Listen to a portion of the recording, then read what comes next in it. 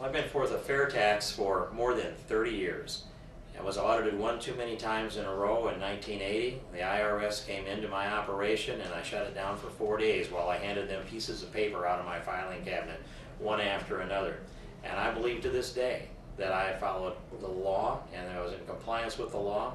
But the choice I had after 4 days of shutting my business down was to make the decision on whether I wanted to borrow the money to pay the IRS, which I thought was completely unjust, or borrow the money to fight the federal government. In either case, I had to make a decision.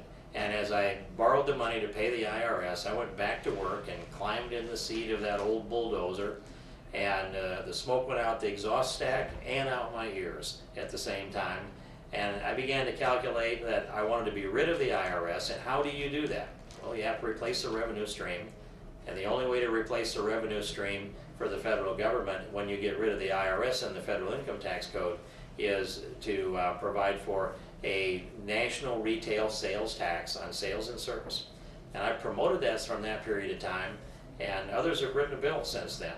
And so here's the fundamental philosophy is this. Ronald Reagan once said, what you tax, you get less of.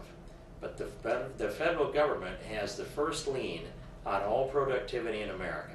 All your earnings, savings, and investment are taxed first by Uncle Sam, which provides a disincentive, a discouragement to produce, to earn, to save, and invest. I want to take all that tax off of production and put it over on consumption so that we can produce all we can produce, earn and save all we can save, and then decide personally when to pay the tax when we consume something for personal use.